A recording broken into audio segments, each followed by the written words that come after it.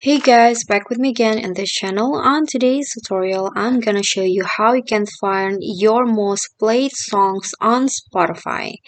So to do this, you need to open your Spotify on a computer or maybe laptop, like I did, like this, and then you can just go to your profile. At the top right here, click on your name and go to profile.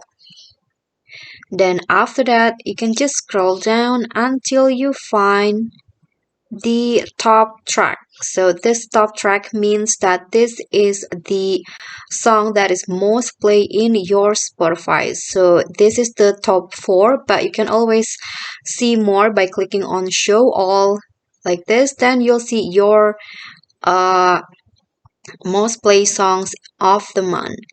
Okay guys, so that's a simple tutorial for me, but I hope this will be helpful. So if you enjoyed the video, please give me a like and smash the subscribe button down there. And also remember to leave a comment. And last, please click on the thanks below. I'll see you all in the next tutorial. Bye!